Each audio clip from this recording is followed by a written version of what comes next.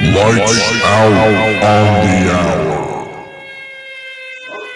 It is the hour of the time. Lights out for the curfew of your body, soul, and mind.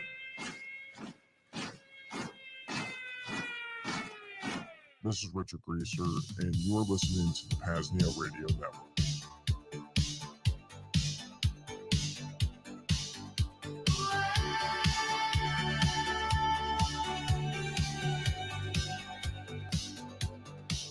You on the Nasdaq in late July.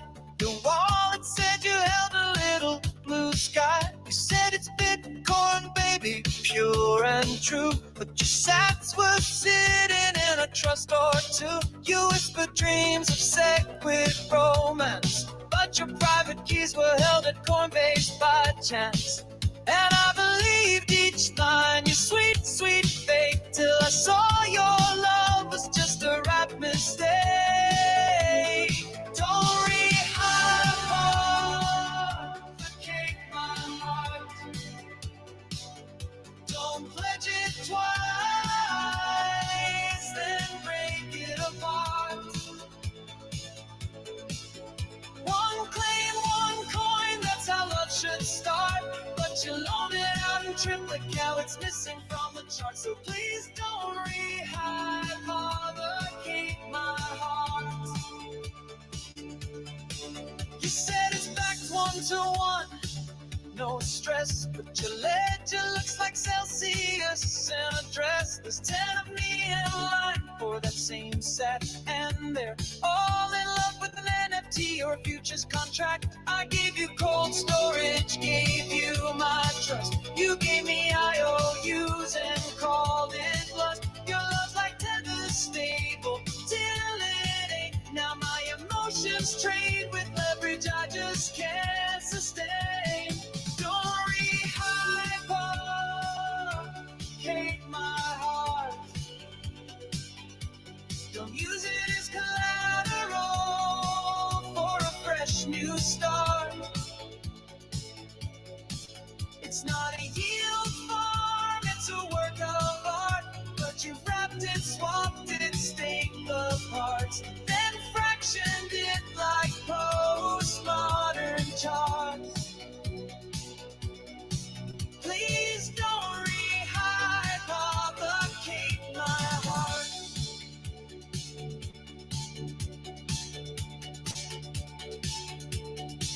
And when the big crash comes, when margin calls, when BlockFi burns and Mt. Gox falls, will you remember that one true claim, or sell me short again in someone else's name? Don't re-hypothecate my heart. I'm not a token, you can just restart. I need the real thing, not paper spark. So if you're holding me, then hold me tight. Don't let me out overnight. No, please don't re-hypothecate my heart. Welcome, folks, to Music Monday. This is Richard Greaser, just back from Lake Satoshi, one of the best events in the world. Had a blast. Had a blast at Lake Satoshi. Smoked a lot of cigarettes with people. It was a good time. I would encourage you to check it out next year if you didn't go this year. But getting into the show tonight, this is Music Mondays on the PAZNIA Radio Network. One thing Rayo asked me to say before we get into it, really excited. I'm excited about this. On Saturday is called Self-Liberation Saturday, August 9th. There's going to be a Cloak and Dagger show at 4 p.m. Eastern, 3 p.m. Central, followed by PAZNIA Radio Network programming until 8 p.m. Eastern with a special episode of the Vonu Podcast Live with my good friend Shadrach. If you don't know who Shadrach is, you should tune into that. Find out who Shadrach is. If you do know who Shadrach is, you'll definitely want to tune in. But they're going to be talking about all sorts of stuff. They're going to be talking about how to connect typewriters to each other via mesh networks, how to send lightning transactions. Doing lightning on mesh networks is using the lightning network non-custodially. It's already doing life on difficult mode. Doing it over mesh networks is raising the difficulty to an even higher level. It's interesting. If doing lightning self-sovereignly is not difficult for you enough for you, you can learn how to do it on the mesh network. Make it more difficult. That sounds exciting to me. Sometimes, this is the attitude of the pioneer. Pioneers like things difficult. The plebs like things easy. They like to demand that we have good UX. They like to, just take the easier, softer route. Whatever's easiest. It's the you ask yourself, why do we have open mouth thumbnails in Bitcoin? It's because of the plebs. The plebs fall for the clickbait. The pioneers don't. The pioneers they're like, they see the open mouth thumbnail. They're like, I don't give a shit about that. I don't need to know how much Bitcoin or how much this guy thinks, how much Bitcoin I need to be able to retire. They've already got it figured out. They're working on their retirement plan. They're too busy doing shit. They've got calluses on their hands, not from masturbating, but from actually working hard with like a shovel, or working in the dirt, tending to their sheep or, whatever livestock. They're out there working. It's the pioneers. This is a pioneer episode coming up with Shadrach. I'm excited about it. But yeah, folks, this is Music Mondays. I'm your host, Richard Greaser, the founder of the Bugle. And with the show, you get a mix of me rambling and listening to music. So the first song that we started out with tonight was Don't Rehypothecate My Heart by Ron Palmer. If you like the songs that are played on the show tonight, you can go over to wavelake.com and boost us. Also, if you're watching this on Twitter or YouTube or, whatever, this is streaming on zap.stream tonight. Zap.stream is back. It's up. It's working. Looks like we've got 3 viewers on there so far. Shoot me comments. If you comment on Zapstream, I'll respond. Curious to hear what you guys have to say tonight. But yeah, Lake Satoshi was a good time. It was hanging out with some folks, hanging out with the Meshadel, hanging out with the Ungovernable Misfits folks, with John, with Rev Hodl. I'm doing an experiment tonight. I took some like a marijuana tincture, and I have no idea what the correct dosing is. So we'll see if I go off the rails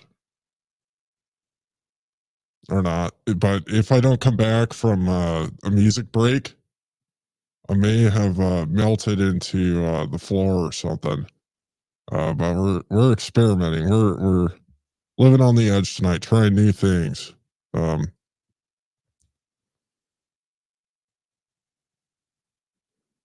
It's nice because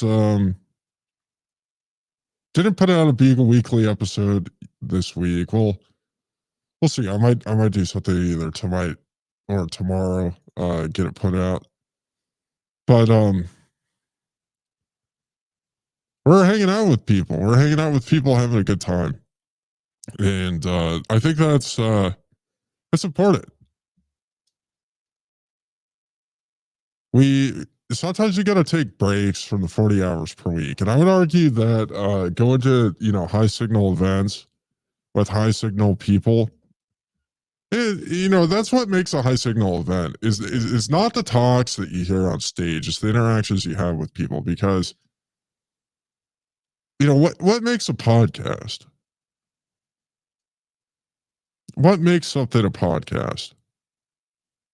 My opinion, what makes a podcast is the podcast listeners. It's a two-way street.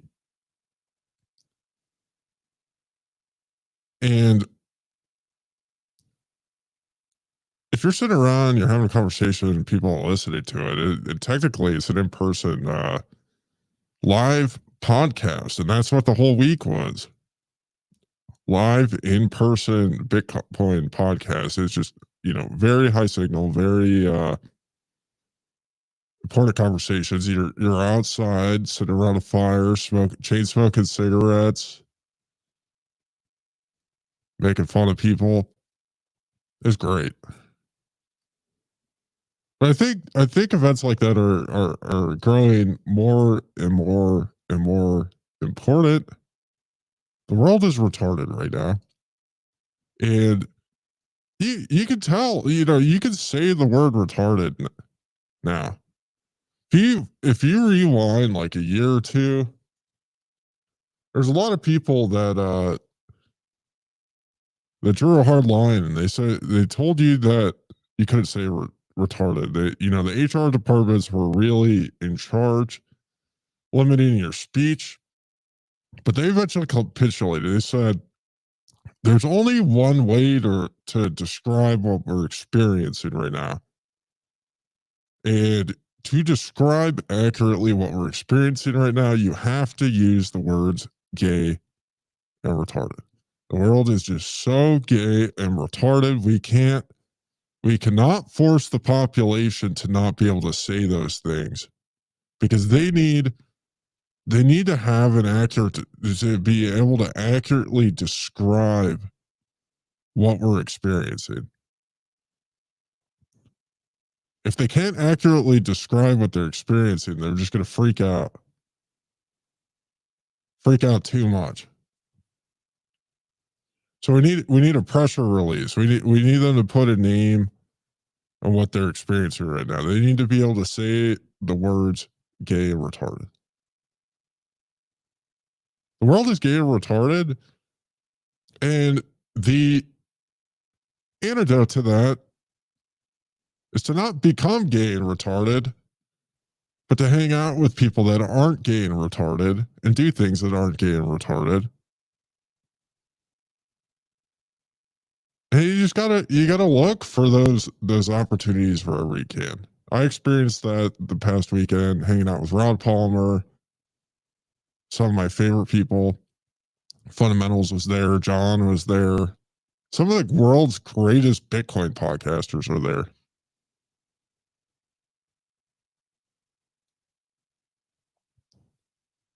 That's what made it such a good time. So I encourage you, if you want to have a good time and you want to exit the gay and retarded world, go and check out Lake Satoshi next year.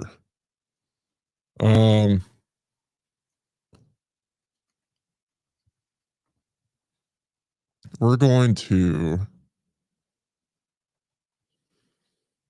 I put some more songs on the docket this week. I kind of ran out of.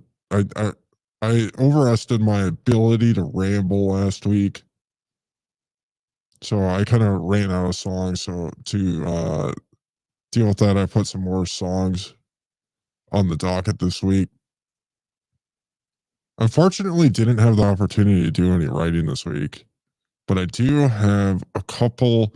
I've got some new material I'll be playing. That's one thing I really want to do with the show is I don't want to be like Podcoff. This isn't a Jeff Booth podcast where you just do the same thing over and over again. You say the same things, play the same songs. This isn't a Jeff Booth podcast appearance. This is Music Mondays on the PAZNIA radio network. We're gonna have some variety. We're gonna change it up. I'm looking at getting some guests on the show in the future. Before this, I was talking about Rayo, about doing a collab episode, going through our favorite metal music. I think that would be cool. We're going to do a lot of cool things with the show. Also, there's going to be Music Monday every single week. I'm going to be doing it twice a month, but Rayo found somebody new to be doing it on Monday nights, on the nights that I'm not doing it. I'm excited to see how that goes. I think it's going to be great. But what this is, the PAZNIA Radio Network is it's a collective of individuals and people that just want to put signal out there and liberate themselves. And when I say liberate themselves, I don't mean putting on leather and going and doing a parade in San Francisco.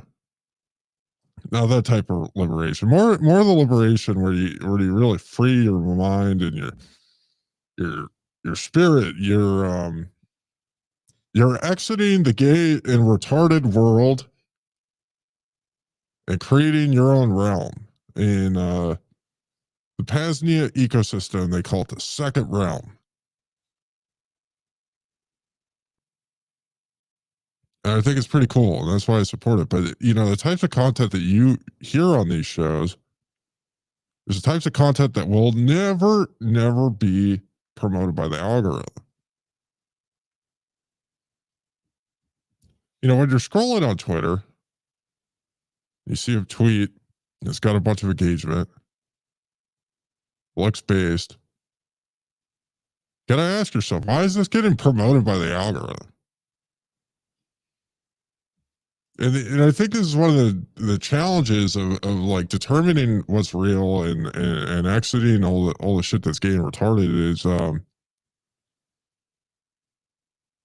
sometimes you have to get outside of the algorithm to figure out what's really going on. The algorithm won't feed you the truth. The algorithm is just going to feed you gay and retarded shit like Nick Fuentes and Tucker Carlson. Both those guys are gay and retarded, but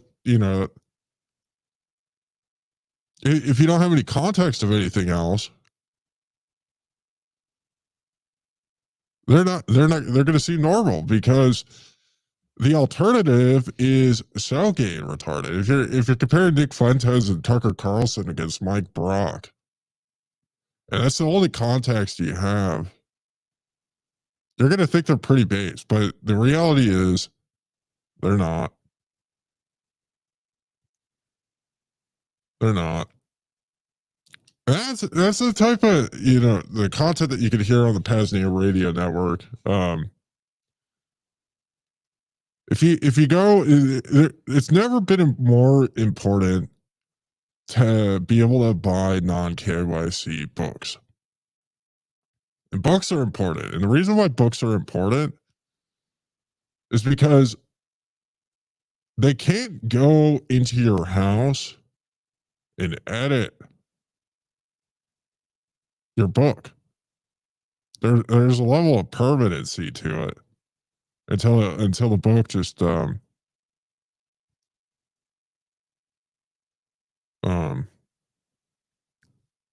degrades. It falls apart.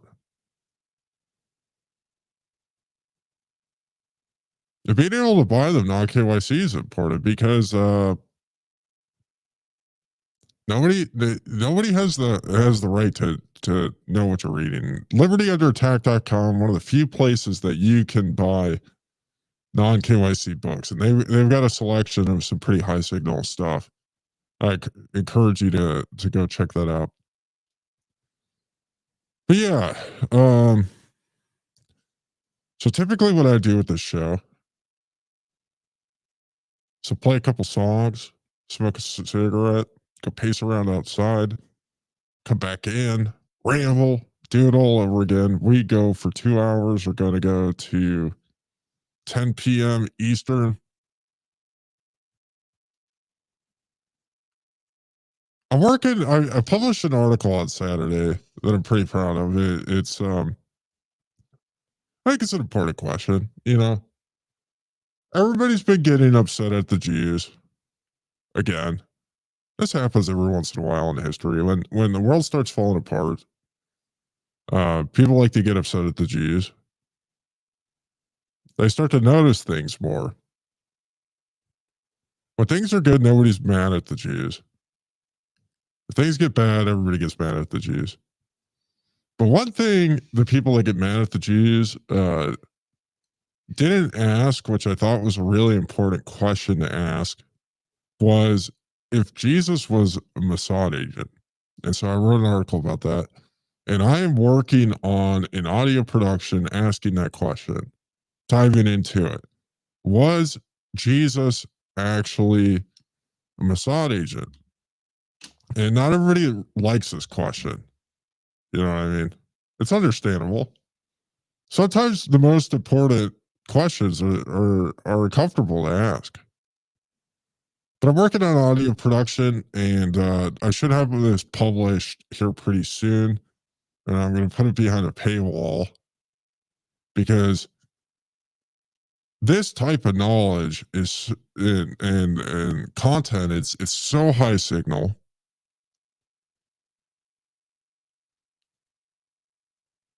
that it deserves to be behind a paywall. I'm excited. This is going to be the first bit of content. I'm going to have this published hopefully by Wednesday, but we'll see. Been working on it for a little bit over a week now. But here's the trailer to Was Jesus a Mossad agent? Israel, 33 AD. On a hill called Golgotha outside the city of Jerusalem, a man named Jesus is nailed to a wooden cross.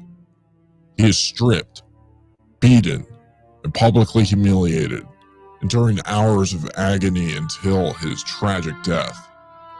Around him stands a crowd of Jews and Goyim, knowing that they are witnessing one of the most important moments in history. After this day, the world would never be the same.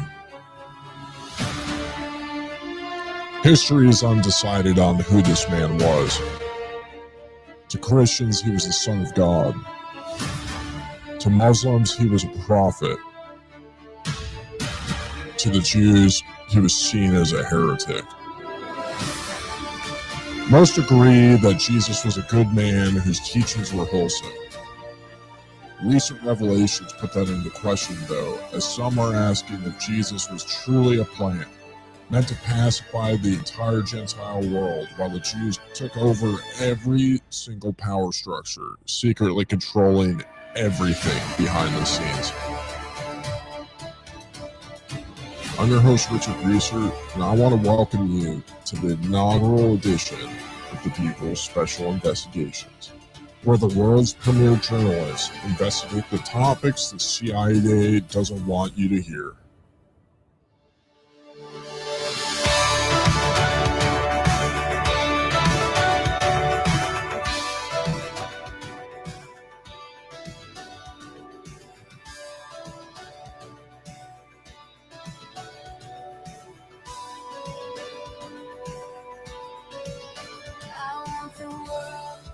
To know how deeply your love goes.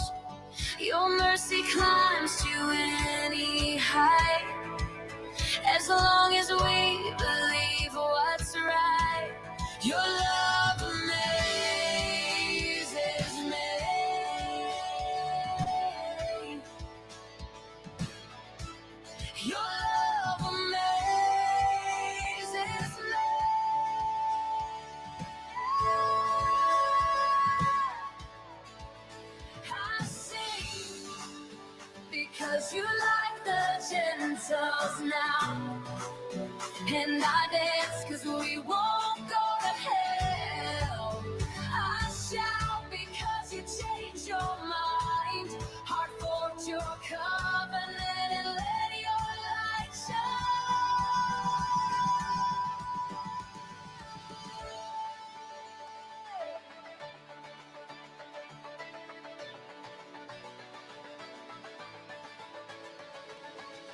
Dance, dance, dance, worship. Clap, clap, clap, and praise your holy name. You love the Lord. Dance, dance, dance, and praise your holy name. I sing because you like the Gentiles now.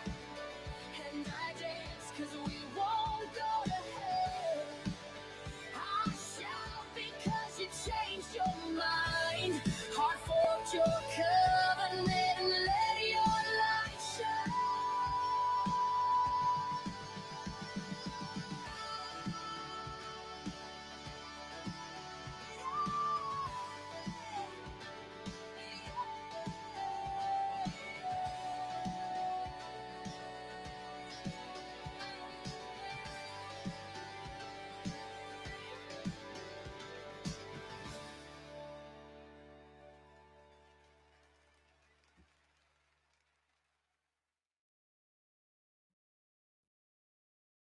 You know, people are picking interesting reasons to be mad at the Jews right now.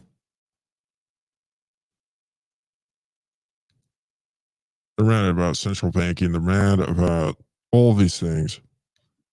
I think it's fair to be mad about those things to some degree. But the thing that they have chosen not to be mad at the Jews about is they convinced like the whole Western world to cut off the foreskins of male children. And so there's a lot of people out there that are really resistant to the idea that Jesus was a potentially a Messiah. I'm not saying you'll have to listen to the documentary that we're going to be putting out, but I'm not saying I definitively know, but I think it's an important question to ask with how involved Mossad is in controlling everything today. Could they have had time machines to gone back and convince the whole Western world to cut the foreskins off of male boys, off of little boys? I mean, it's pretty diabolical in my opinion. But yeah, go if you're listening to this on Twitter, go to the website zap.stream. Watch it over there. Comment on the episode if you want to chat with me. If you got any thoughts about this, let me know.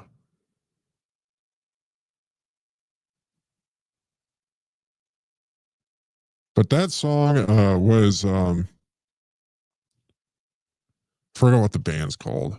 I guess Rev Hodl's Weed Tinctures Hidden.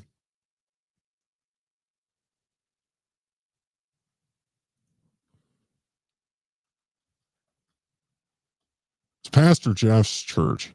Pastor Jeff's is a pastor who makes a regular appearance on the Bugle Weekly. I think it's Mountainside Worship United or something like that. But they've been putting out some bangers.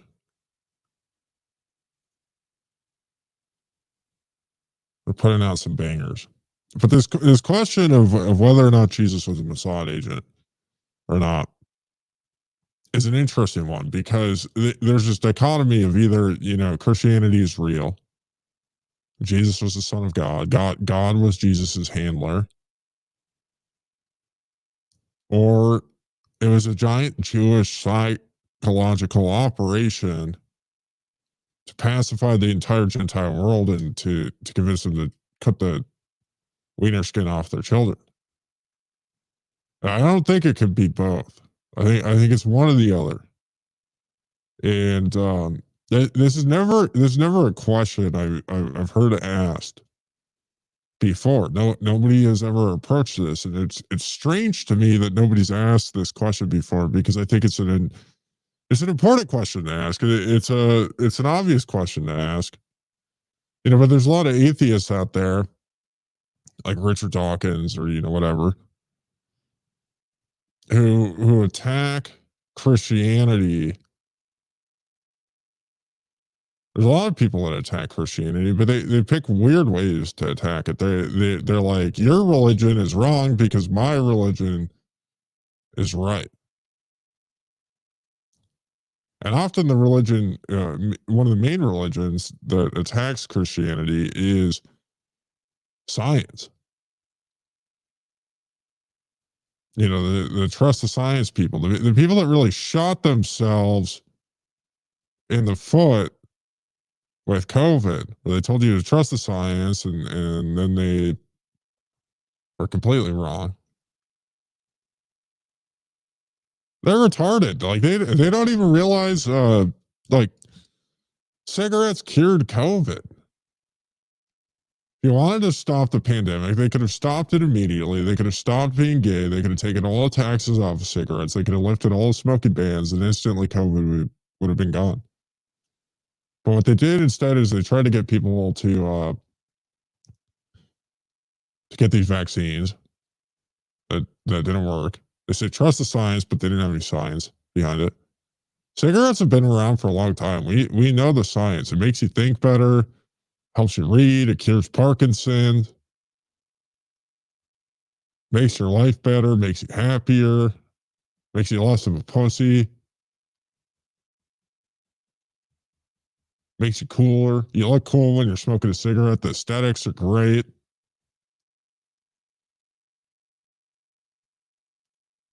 Smells good. It's an acquired smell. You know what I mean? Like, some people find the smell offensive, but those types of people are like the people that don't like to drink Otis Bitmeyer coffee. You know what I mean? I don't really care about those folks.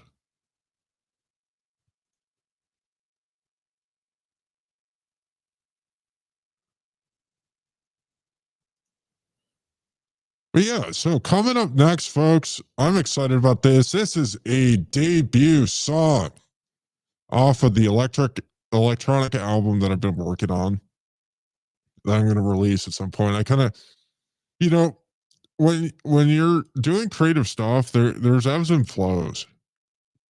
You hit points where you just don't have the inspiration. I think instead of going out and putting out stuff that's mediocre, sometimes you just gotta wait it out. You gotta move to the next thing. Uh just trying to brute force creativity, I don't always think is it creates good results. But I'm pretty happy with this one. So I've stalled on the electronic album.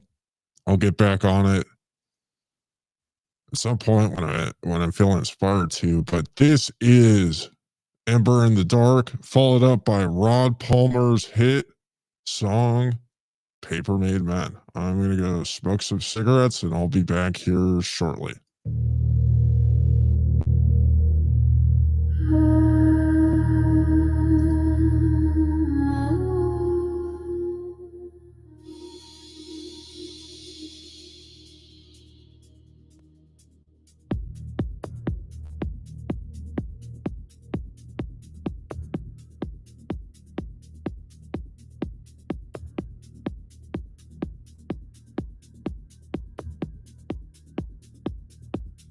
Feel the relief as we sit here, smoking cigarettes. Stop and take a breath. All I wanted you to see is the ember burning in the dark, like a beacon to the lost, a challenge to leave a mark.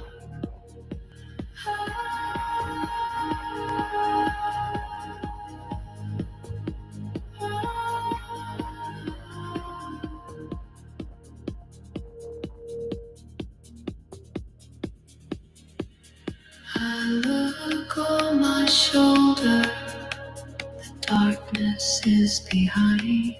We can win the world we want if we choose to be aligned. All I wanted you to see is the ember burning in the dark like a beacon to the lost. A challenge to leave a mark in the darkness.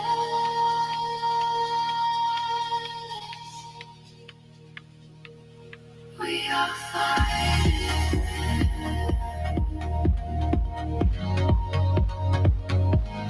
We are climbing.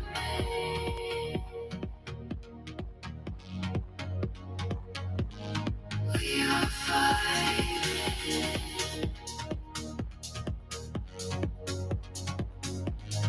We are climbing to see.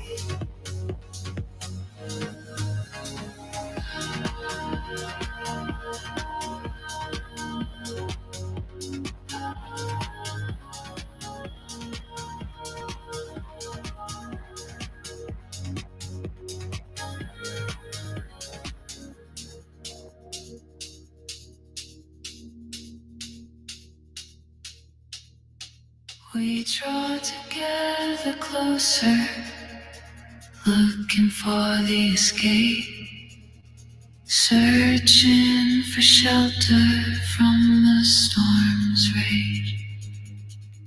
All I wanted you to see is the ember burning in the dark like a beacon to the lost. A challenge to leave you marked in the darkness.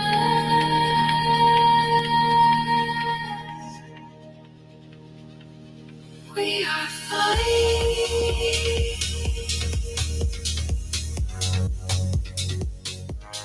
We are climbing.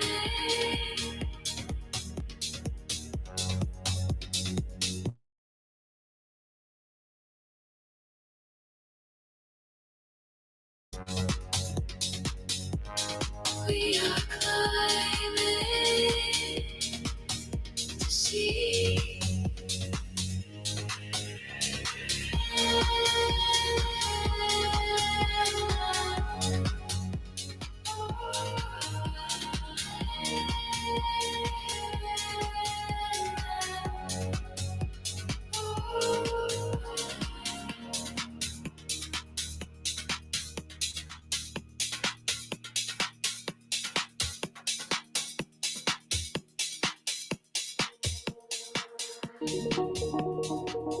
We were never in control, but the charts made it feel like destiny.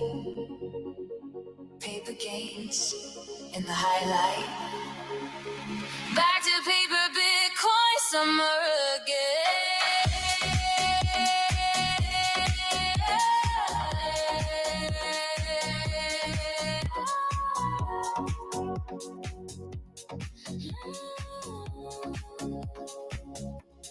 Get me back to paper, Bitcoin, summer again.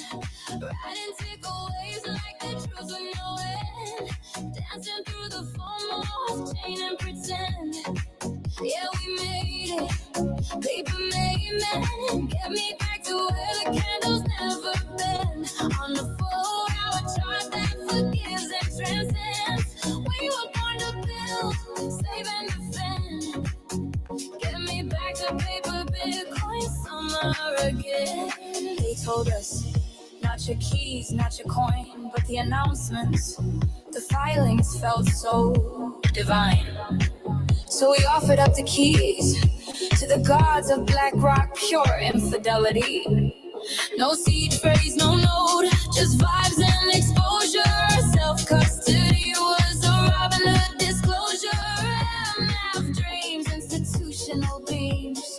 Nothing is real but the premium screams. We laughed at fiat, it begged for yields. Traded sovereignty for quarterly feels. But in our hearts the mempool swells. and having cycles cast their spells. Get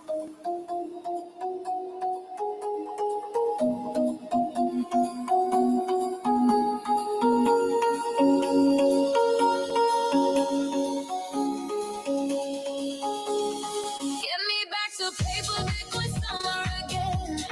Riding tickle waves like the truth with no end. Dancing through the foam, off chain and pretend. Yeah, we made it. Paper made it. Get me back to where the candles never bend. On a 4-hour chime that forgives and transcends. We were born to build, save and defend. Get me back to paper, Bitcoin summer again. It was never about the coin. It was always about the feeling. The illusion of moonlight and announcements timing. Get me back to paper, Bitcoin summer again.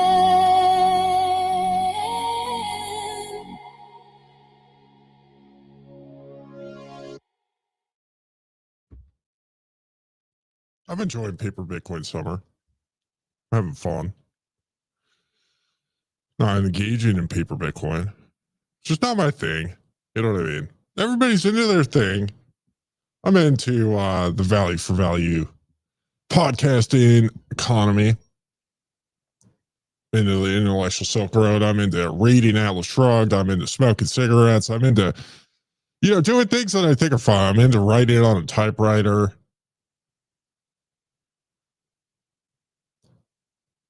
That's what I'm into. I'm just not into the paper Bitcoin, but it's been fun watching it, the price go up. It's always fun watching the price go up. Cigarettes get cheaper over time in Bitcoin.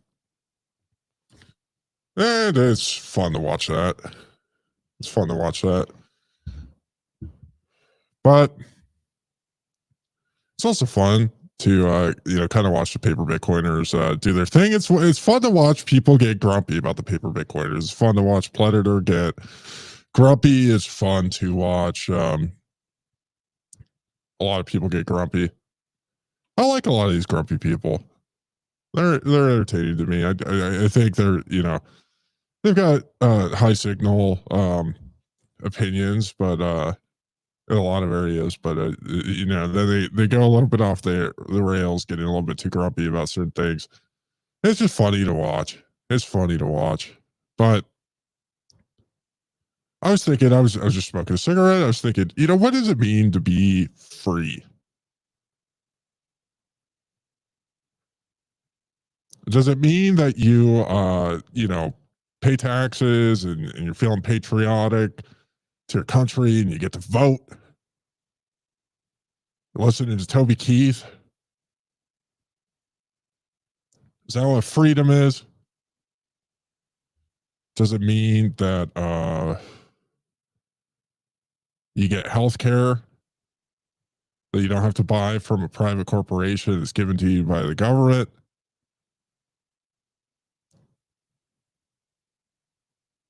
Does it mean that you get to listen to any Bitcoin podcast you want? What does freedom mean? There's a wide range of definitions of what freedom means. There's a wide range of definitions. Politicians like to talk about freedoms. To me, that there's a piece of paper that people worship that tells you that you can do things, tells you that you have rights that won't be infringed upon, which are always infringed upon. What is freedom? To me, freedom is it's a mindset. It's an attitude. It's not something that you can ask for permission for. Freedom is something that you exhibit on a regular basis. And I think the ultimate freedom is the freedom of your mind. It's the freedom of your mind, freedom to think. When you think, when you use a brain. There's a lot of people in our society that are incapable or unwilling to use their brains. It's very apparent. You look around you look around at what's going on in the world. And a lot of the issues are a result of people failing to use their brains.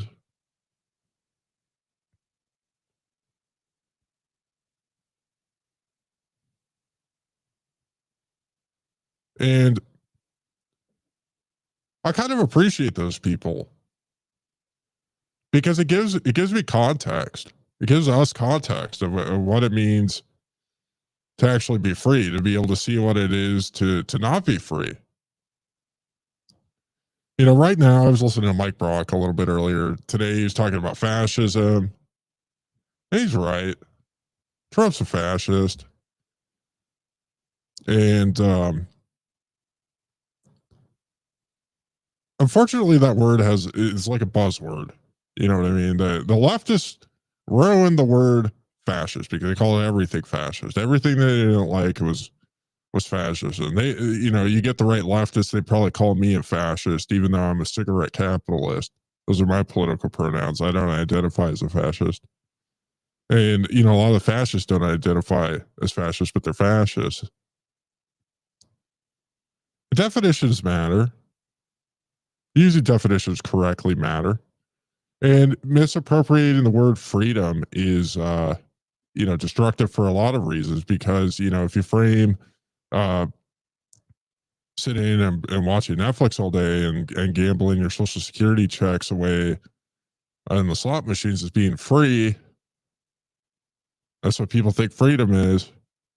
There's not going to be a whole lot of freedom in the world. But the way that I think of it is the capacity of using your brain. You could be in any situation and be free. You could be in a prison cell and be free. Using your imagination, using your creativity. And that's like one of the things that's so destructive about a lot of these forces that try and come in and coerce you, because at the end of the day, they're destructive towards your ability to think. That's what they're attacking at the end of the day. They're attacking your creativity, your individuality, your ability to feel good about yourself. Because people that don't feel good about themselves are typically a lot easier to control. People that have really low self opinions, because the coercers will come in and they'll tell you to do something. If somebody feels really good about themselves and they're told to do something retarded, they'll tell the coercer no. And depending on the situation, they'll actually defend themselves. But if you got a bunch of people that feel really badly about themselves, they're told what to do, they'll just kind of roll over and they'll be like, oh, great. Yeah. Sounds great. We'll do this retarded thing.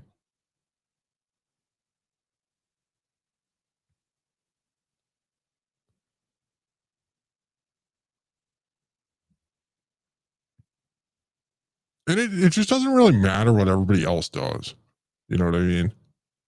Because they don't really have an impact on you and your life. And like, I think this is, they can, because they have actions that have negative externalities that could impact you. But like a big part of being free is taking on the responsibility of taking care of yourself, taking care of your family, doing things in your boast in yourself, out of self-interest. Sometimes that means you have to leave the situation. You have to go somewhere else, because things have gotten so difficult. And so, state or corporation or, a nosy neighbor, whatever, has gotten so invasive and oppressive that the only choice is to leave. For years and years and years, the United States this region, this federal government has laid claim to, this criminal organization, has been a place of to experience freedom. And I'm not talking about I mean, there's been a lot of coercive forces. There's been a lot of, tomfoolery that's happened in this country. And I'm not trying to whitewash it. And I have no reverence for the Constitution whatsoever. But, one of the reasons why it's been free is because of the geographic makeup of it. You can go hide out in the mountains. It's just really hard to control people that are so distributed. And as we get into this bull market more, I think it's reasonable to start thinking about building your own citadels. I'm having to leave New York because it's just become too gay and retarded. It's a choice I've made, for me and my family, and it's taken a while to get there, but it's just too much. Like you can deal with the stupid libs and how gay they are, but like when communists come, it's like there's segments of the American country that are trying to become like Canada or the UK. That's what they aspire to be like. It's just it's interesting to see these like parallel realities that people live in, where they just look at like the worst places on earth with the stupidest cultural attitudes, because I think there needs to be a reframing. They have to stop looking at government policies as being the thing that determines it. It's the cultural attitudes, because government policies are completely useless if people don't want to follow it. It's the cultural attitudes that support it. The density of retardation that allows these criminals to get away with what they're doing. That's the real problem. Because there's been so many times in American history, you look at Prohibition. Everybody was drinking, even though it was illegal. The feds failed. This happens over again, over and over again. The war on drugs, they failed because the culture didn't put up with it.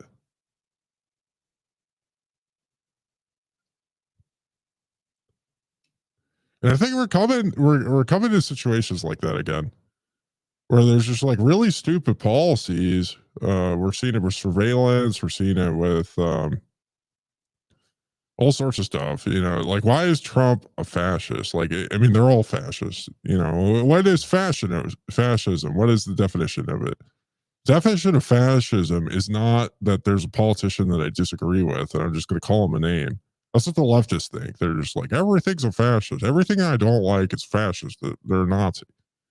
No, fascism is the marriage between the government and corporations. That's what it is. That's what Trump's doing. It's funny because, like, there's these people in the government that like to say, like to talk about how private corporations do everything better. To some degree they do. Private corporations can be better violating your rights than governments in certain circumstances. Surveilling you, all these things.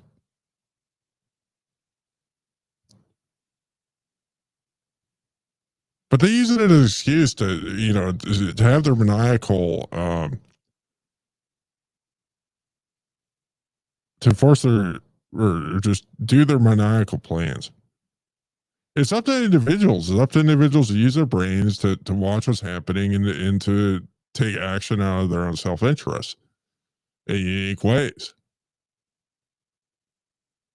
There's lots of ways that we can take action. And you look around at your life, you look at a problem, you look at something you're upset about, and there's an action. And like, going on Twitter and just complaining about things isn't always the most productive action. And part of the reason why is because if you're saying anything meaningful, a lot of times you just get lost in the void because the algorithm aren't going to promote things that are against the interests of the people running the platform. So that's one of the issues.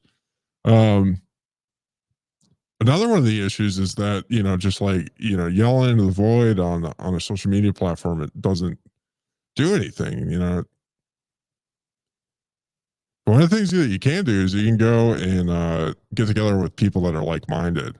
Start building things, start building networks. And that's what we're doing on the media front with the intellectual Silk Road. You got uh PAZNIA Radio, you got Ungovernable Misfits, you got Pleb Chain Radio, you've got um Rock Paper Bitcoin, probably missing a few. But we're creating this network of the Bugle, of course. We're creating this network of content creators that believe in the importance of listening to 40 hours of Bitcoin podcasts and are actively trying to engage in the ecosystem in a way that serves my interest and serves their interest. And it's not just trying to sell, your listeners on something.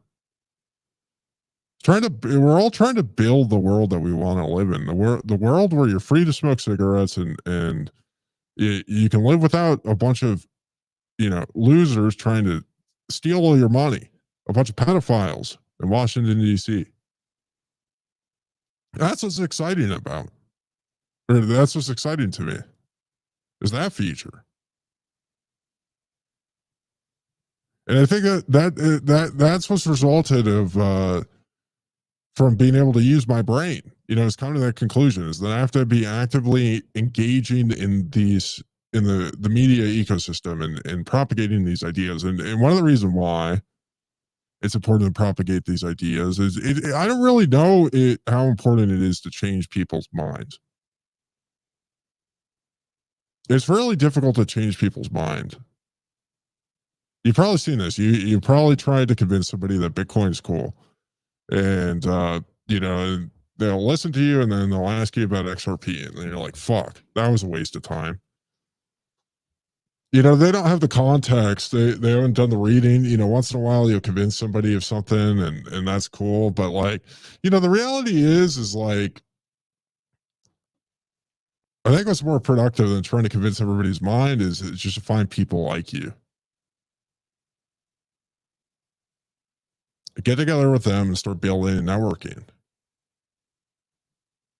You're mad about the paper Bitcoin? Well, go use Bitcoin. Go be a part of the solution. Gauge in the value for value economy.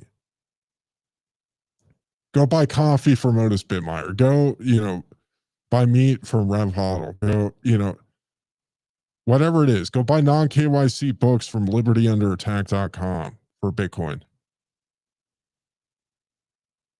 You can bitch on Twitter, but it's important also to do these other things. Not only that, go sell something for Bitcoin. Go actually be a producer. Something that you're excited about. Go learn a new skill. It's exciting to learn a new skill. It's fun.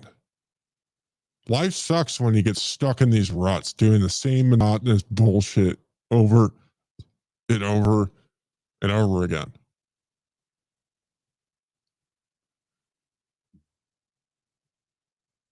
There's a lot of people complaining about how boring Bitcoin podcasts are, and I think they're missing it. They're not searching hard enough. They're not looking for interesting stuff.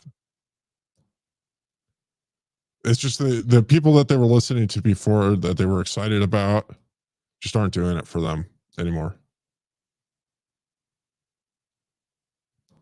Man, I do want to shout somebody out.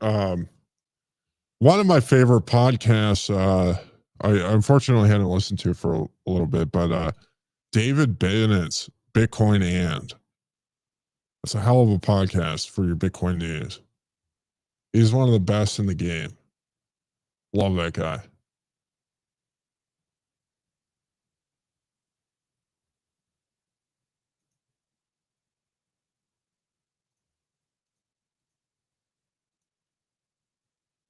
Got Rayo quoting me on Twitter. Cigarettes cured COVID. Obviously. Let me check over on Zap.stream. We have no comments. What the hell, guys? Is it broken? Am I not seeing it? There's nobody commenting. Oh, it says it's ended.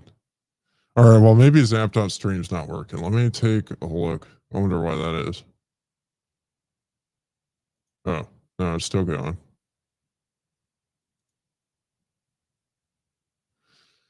I don't know. I guess I'm screaming in the void tonight. That's fine.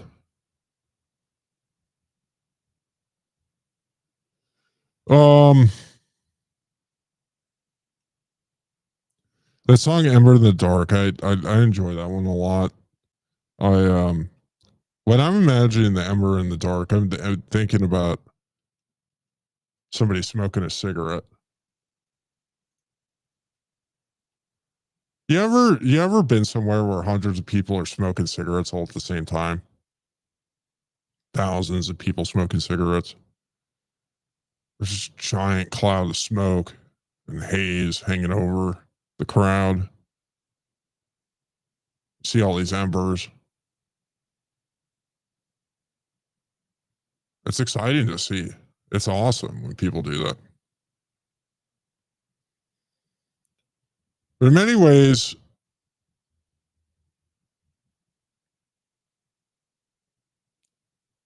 that's what's going on in the world right now. Is this decentralized crowd of cigarette smokers all over the place.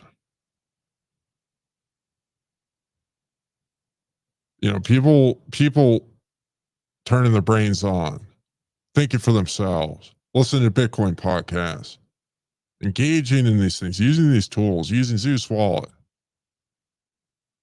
looking at the cool graphics, watching your Lightning transactions fail, arbitraging it with another wallet like Mana Wallet. They're playing around, they're tinkering, they're going into the unknown.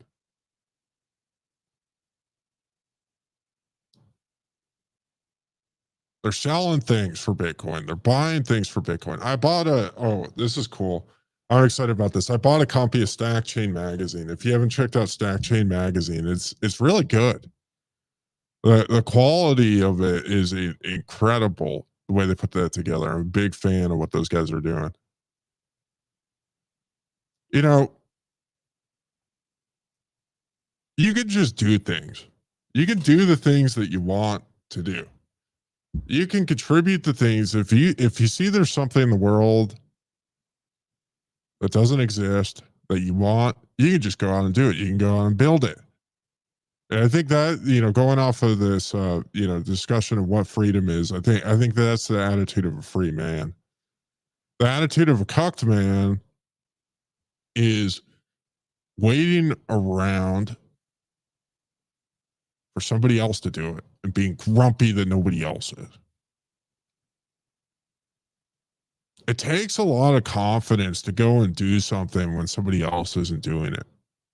The biggest innovators in human history typically were not received very well. The general population didn't look at them very favorably. The people that created paradigm shifts, the media typically didn't say nice things about them. And they didn't do the things that they were doing necessarily for everybody to love them. They did it because they thought it was important to do. I mean, it's crazy. It's crazy when you think about it. These things that are very common today, like, when the first cars came out, people were upset. They wanted to stay with the horse and buggies. When the airplanes came out, people were upset. So they wanted to stay with the cars.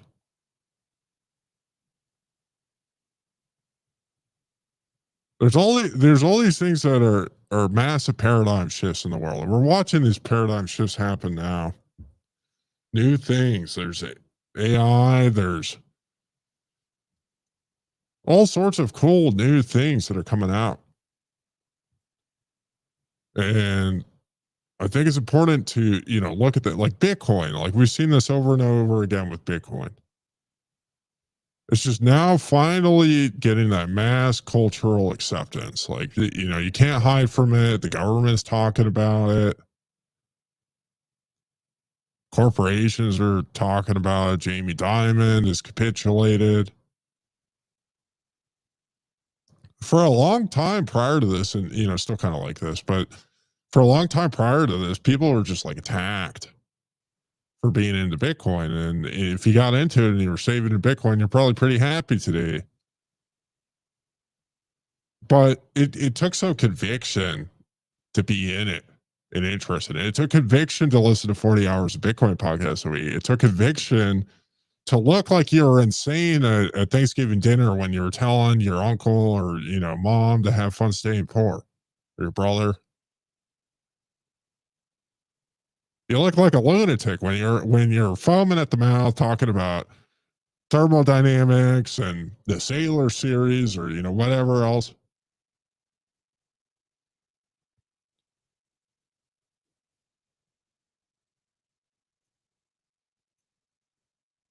When you're foaming at the mouth.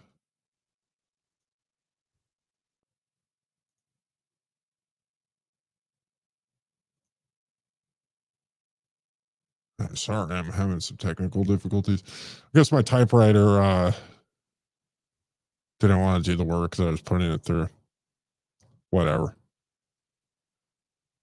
It takes conviction to stand like that. It takes conviction to be the person on the outside, to not be in the in crowd.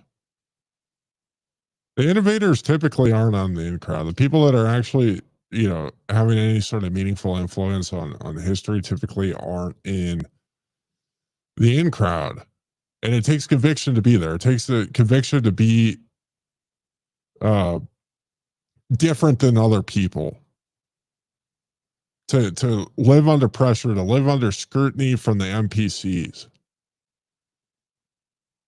In order to do that, you have to have a compelling reason to do it.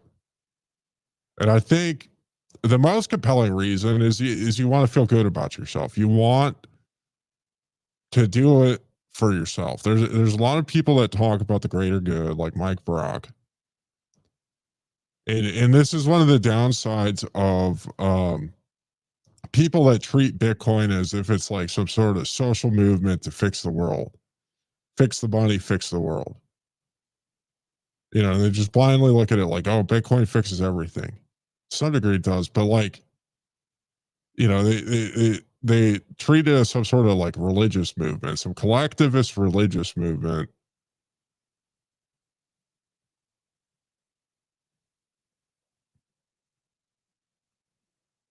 The downside of that is it's just not compelling enough. You're going to run out of steam eventually, especially when all these lofty goals that you believe in don't happen. When the world doesn't get fixed, when there's still war, people are getting slaughtered by these, awful governments, just mercilessly. And that's just still going on. When the taxes are still going on. When people are buying paper Bitcoin instead of self-custodying it, or whatever. When all the same bullshit is going on and it hasn't changed, you're going to feel pretty shitty because you built your house on sand, on this expectation of other people to change. That's why it's important to change yourself. To actually do the work yourself, to do things that are important to you, to do things that you think are that matter, to be creative, to be pursuing this idea of freedom, of liberty.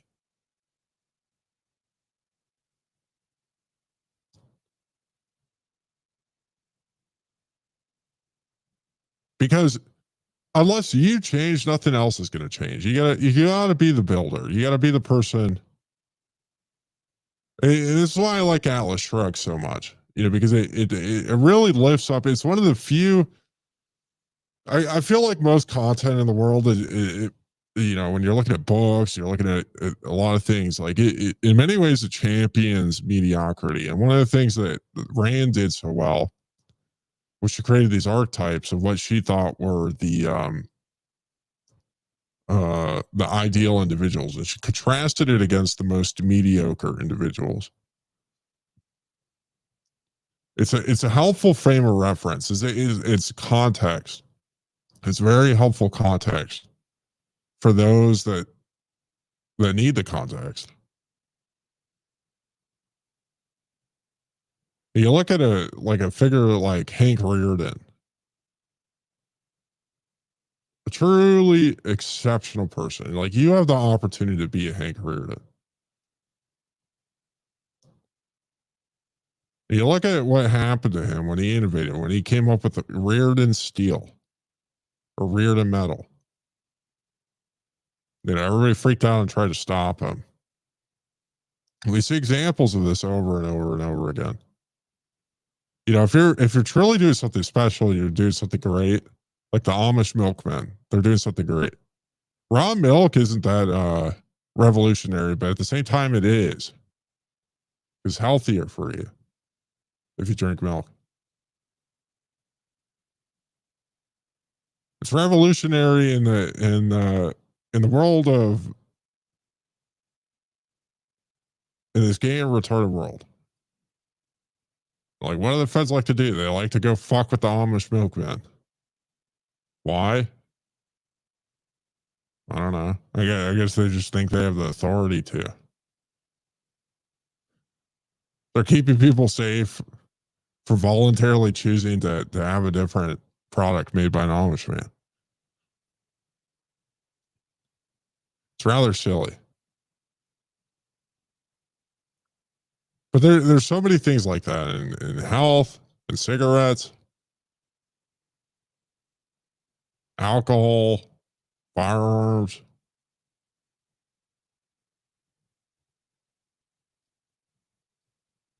You look at Ross with the Silk Road, that was pretty revolutionary. Like what they did to him. In many ways, he's kind of like that Hank Reardon type character.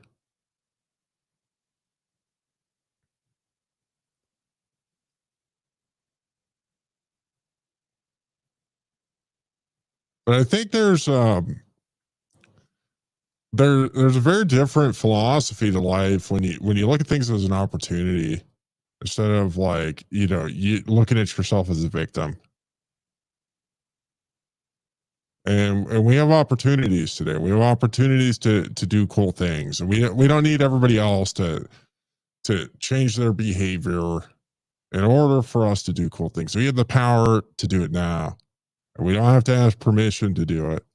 You have to make calculated assessments of what is safe and what is dangerous. But there's a way to walk the line.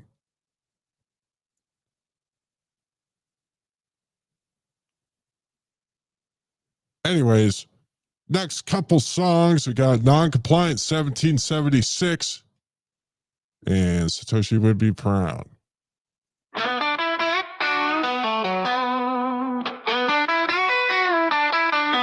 On the 4th of July, 1776, non-compliant individuals had a fix. They did not like being ruled by the British. They were not docile or skittish. With pen and parchment, they enshrined their defiance, creating what is now called the American Alliance. Founded on being ungovernable, we carry the torch, smoking on KYC cigarettes on our front porch. All across the country, the people are awakening. Politicians are quivering and shaking. They fear a population that is not docile. They are afraid, so they will act hostile. But do not lose hope. The revolution is happening. The answer to 1984 is becoming ungovernable.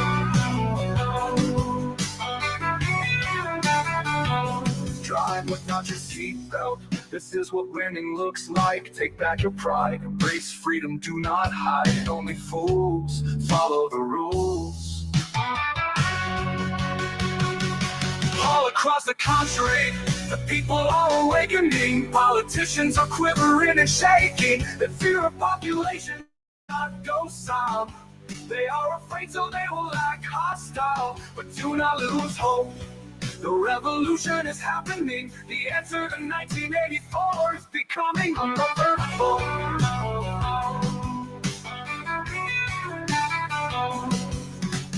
drive without your seatbelt. This is what winning looks like. Take back your pride, embrace freedom, do not hide. Only fools follow the rules. All across the country, the people are awakening. Politicians are quivering and shaking. They fear a population that is not docile. They are afraid, so they will act hostile. But do not lose hope. The revolution is happening. The answer to 1984 is becoming ungovernable.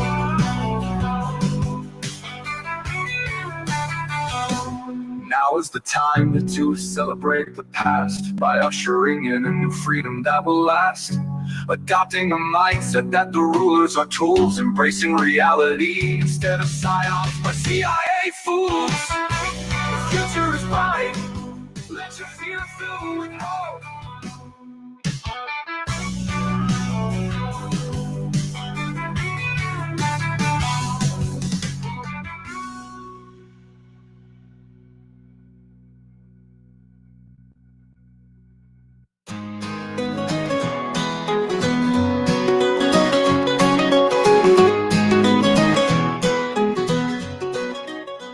On a fateful day in 2008, the world changed forever. A white paper released, the content's so clever. Peer-to-peer cash to end government monopoly. Subverting the system by ending the duopoly. When the state colludes with bankers to control the population, what results is destructive economic stagnation. The market demands form, demanding freedom and prosperity. An anonymous supercoder flexed his dexterity. When people use Bitcoin, they undermine the system. When they submit KYC, they still resist them. Thermodynamics cannot be taught. An idea whose time has come will not be stopped. When Satoshi looks down at us, he would be proud. We all have fun staying poor, acting all corners in the crowd. Resisting surveillance, KYC and compliance. This is cypherpunk culture with the foundation of compliance. How can you argue? This is not mass adoption. When politicians say that NGU is the only option. Walking through TSA to hear your favorite podcaster. A strategic reserve of stolen funds, says the political master. When compliance becomes defiance, are we missing the point? Submitting to their authority in a security checkpoint. Satoshi envisioned PodConf controlling the narrative. Or did he believe that defiance was an imperative? When people use Bitcoin, they undermine the system. When they submit KYC, they still resist them. Thermodynamics cannot be taught. An idea whose time has come will not be stopped.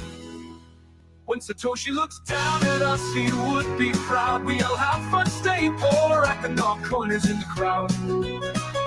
Resisting surveillance with KYC and compliance. This is cypherpunk culture with the foundation of compliance.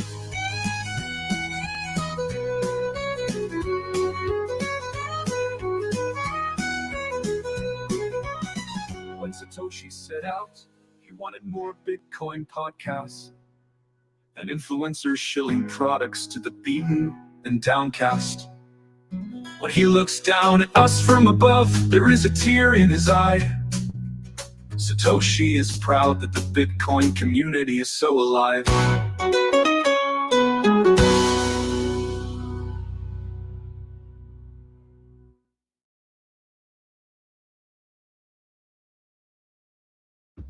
Alrighty, I'm back. So starting to get some messages on Zapstream.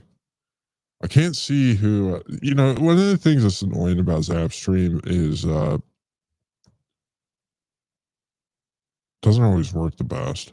So I've got somebody in the comments. I can't see who it is. So it just says the MPub. Maybe if I clip on it. No, doesn't say who it is, but it says, Richard, have you heard of the Libertarian Special Autism Olympics? Thane and I awarded a lucky libertarian the gold medal yesterday. Lots of competition. I want to know who the libertarian that won the gold medal is. There's a lot of good candidates. There's a lot of really autistic and retarded libertarians out there. In the chat, let me know who your favorite retarded libertarian is. There's quite a few. Who's my favorite retarded libertarian? I would probably say somewhere between Jeremy Kaufman and maybe Josh Smith. Josh Smith is different than Dave Smith.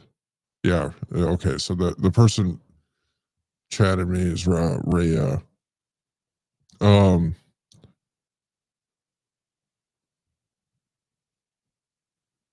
Libertarians are funny, especially the political ones. I guess we get along with, I don't know. There's just like a type of people that like to, have conjecture about the way they want the world to work, and they don't really take any action. Any action that they take is incredibly unproductive. So they go and get involved in politics. They think that voting is a productive way to be free. They think that being engaged in a political party is a productive way to be free, and they're just like feeding the beast in a lot of ways because they're bringing legitimacy to the system. They're like, okay, so like here's like the basis of the political libertarian philosophy and ideology is we're going to platform somebody that's based and get them speaking about politics in front of a bunch of the retarded NPCs, and it's going to change their mind. And that's going to shift the narrative. These stupid motherfuckers could have just started podcasts. And a lot of libertarians start the podcast, and they're really boring. Like, you listen to Dave Smith. A lot of people like to get excited about Dave Smith. He's really boring. He's got fucking shitty sponsors. Doesn't talk about Bitcoin. He just goes on there and he parrots Scott Horton. You know what I mean?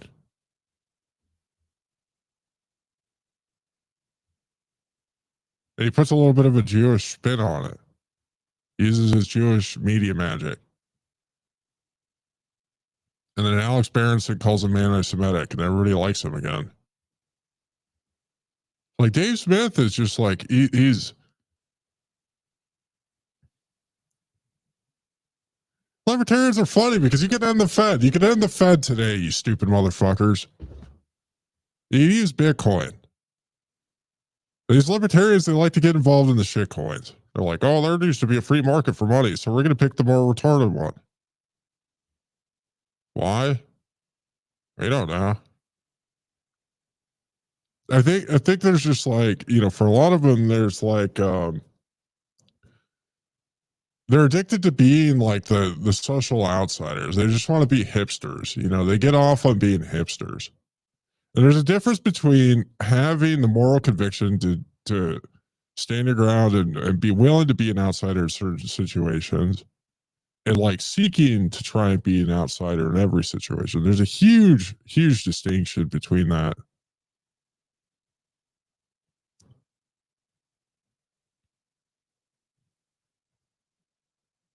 Because as the Overton window swings, you don't just need to keep on swinging outside of it. You just be yourself. This is what living with principles and values means, is that you are yourself, regardless of what's happening around you.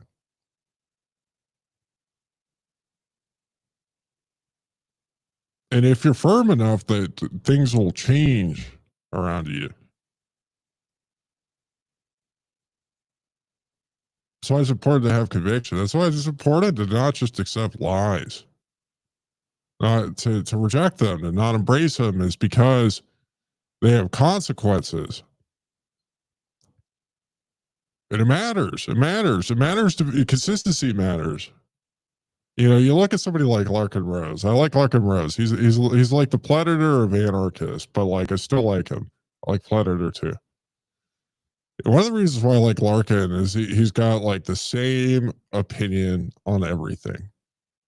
He's consistent. He's been consistent. He's been making the same exact YouTube videos where he essentially has the same response. It is like really shitty production, mediocre audio quality with that weird background. He's been doing it for years, but he just says the same things over and over again.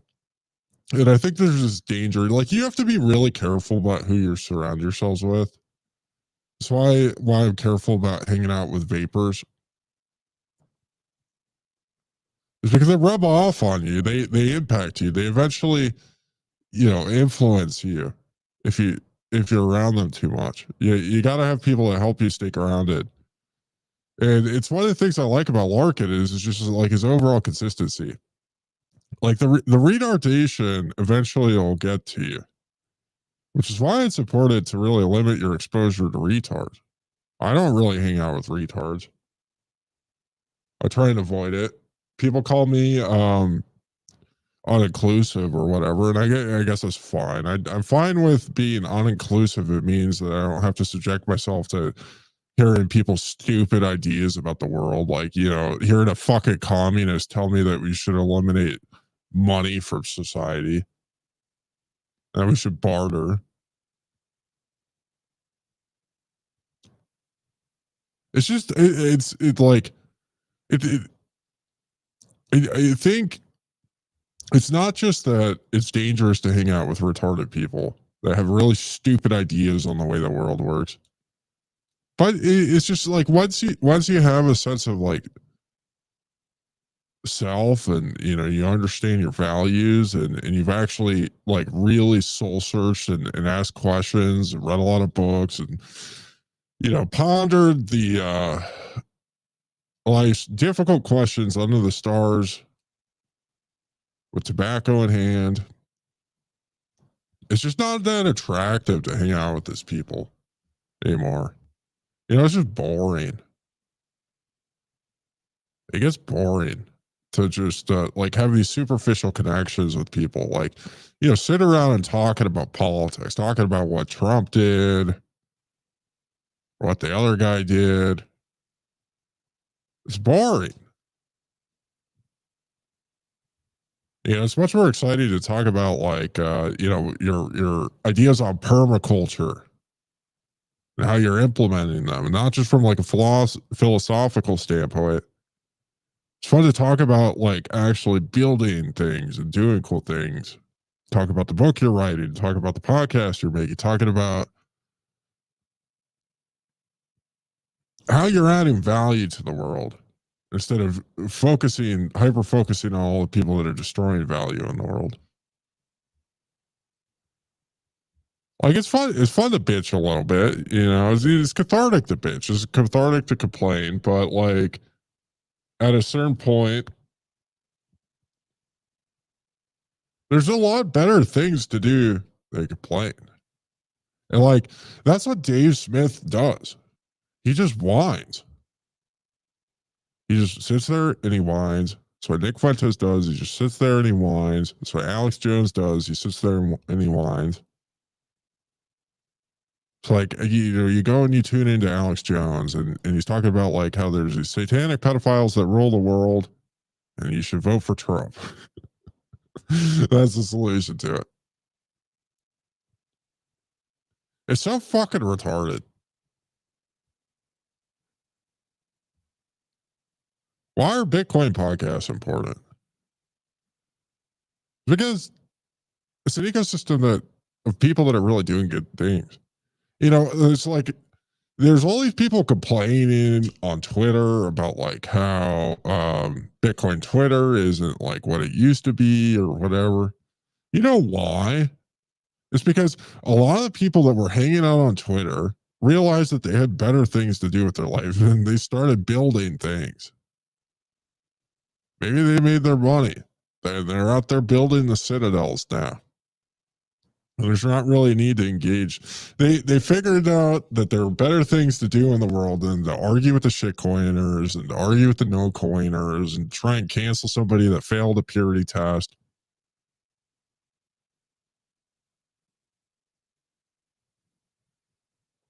It's just, Twitter is not a reflection of the way the world works. It's not a reflection of reality. It's this made up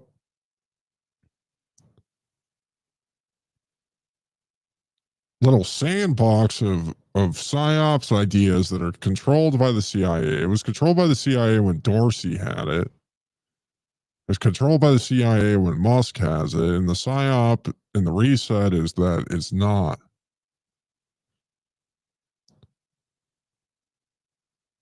And I think it's important to ask yourself a question, you know, as you're consuming this stuff, is like, is it helping you be more effective in your life? Is it helping you move forward? Is it helping you make you feel better about yourself? And if it isn't, then they just don't get engaged in it.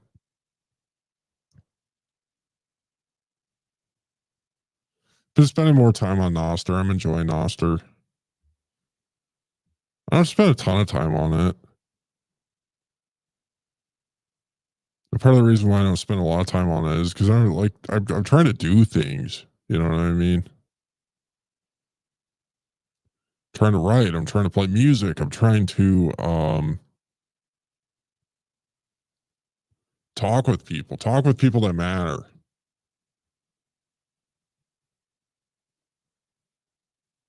There's better things to do than just sit on social media all day, but I still like it. There's a lot of people posting cool things on Noster. And the thing that I like about it is that it's like the platform that Bitcoin payments are put in. And I think that's like productive, you know, it's just like, you know, building out this economy, giving people tools to transact without having to ask for permission. That's cool. Like that's I think that's a productive use of time. Like that's one of the reasons that's the ultimate reason why I like Nostr. And like I think it's cooler than Twitter. And why I think it's important to be, you know, using platforms like Zapstream and Toonster.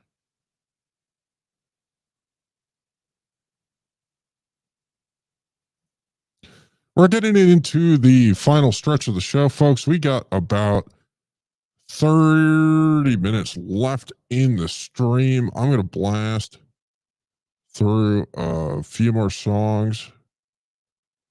We'll be closing out for the night. This is I'd Love to Change the World, followed by Live by Lies, follows with Run the Wind, off the newest album that I've been writing.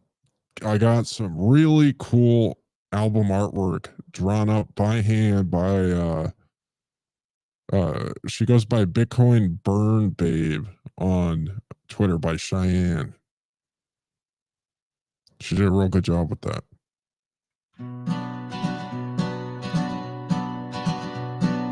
Bombs are raining, times are changing, masses raging.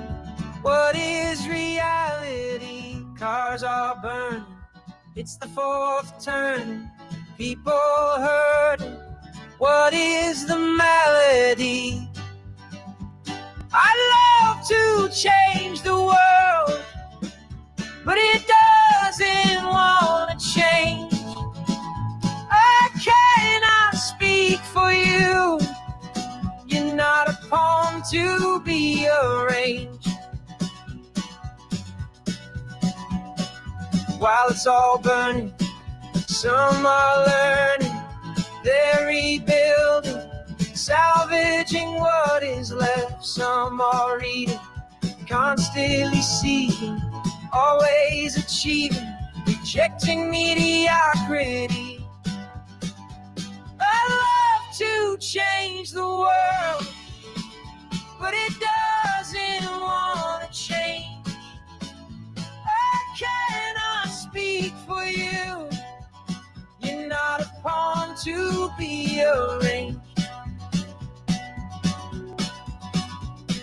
yeah.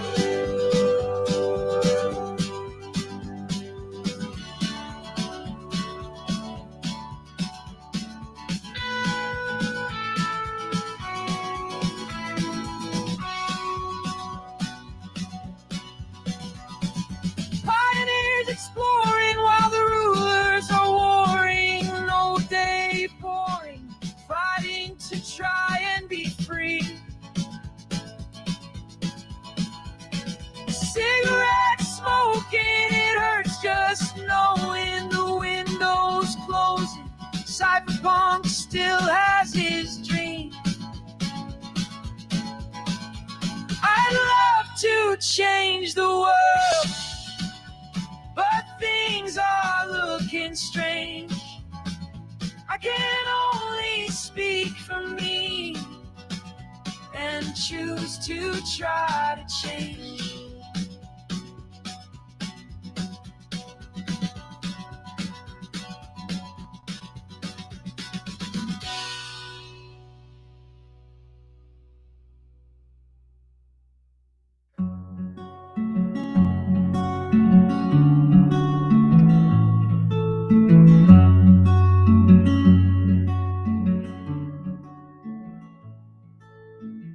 Feel a shiver run down your spine. The system was built this way by design. The master doesn't need to whip obedient slaves. They whip each other if one misbehaves.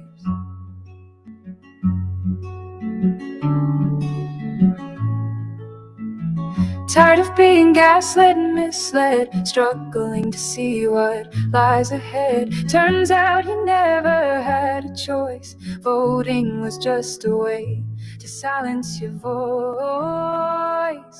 Now that reality is setting and you can't run away. It's laid before you, the depravity on full display. I know you want to just close your eyes, but nothing good comes from living by lies.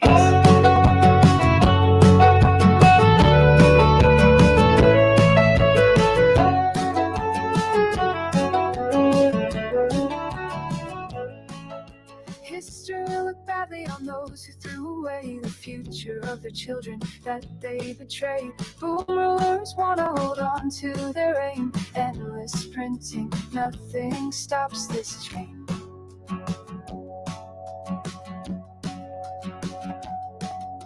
Getting tired from being aware, resisting the temptation for despair. I know times are getting hard, but if you continue forward, you'll go far. Now the reality is setting and you can't run away. It's laid before you, the depravity on full display. I know you want to just close your eyes, but nothing good comes from living by lies.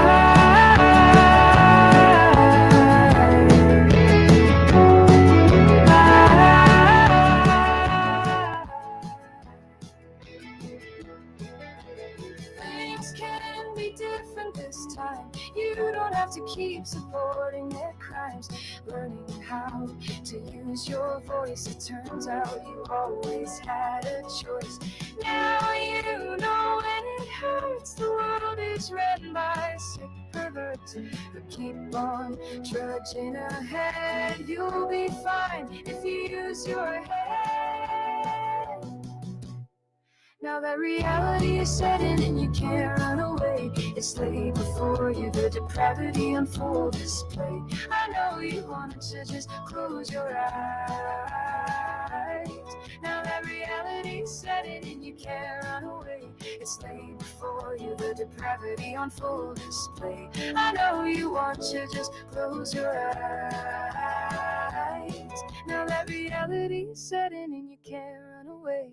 It's laid before you, the depravity on full display. I know you want to just close your eyes, but nothing good comes from living by lies.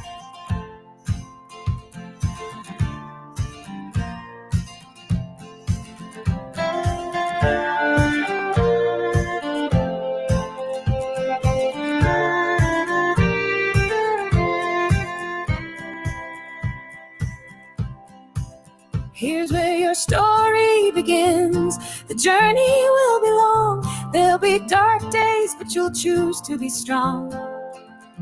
Time is running away like a bullet from a gun.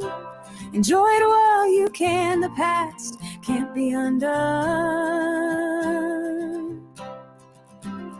Across the roads, choices to be made. It's your story to write. Embrace fate. This is not how the journey ends. No need to wait. Run with the wind.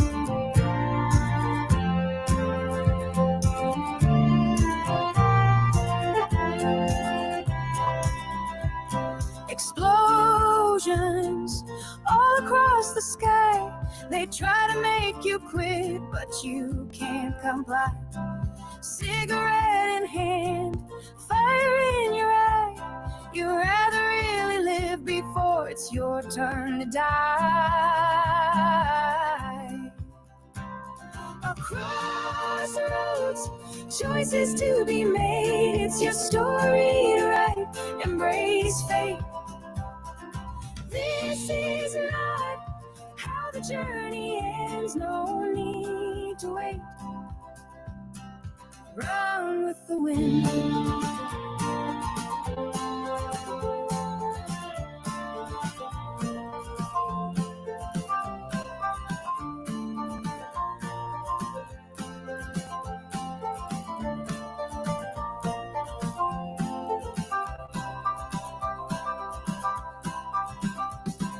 Focus fix on the path ahead. The road is long, but you came prepared. Open sky up above your head. You'd rather try than submit to be misled.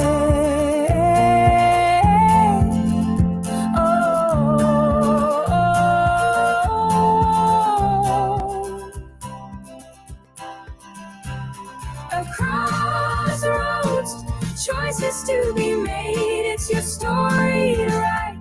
Embrace fate. This is not how the journey ends. No need to wait. Run with the wind.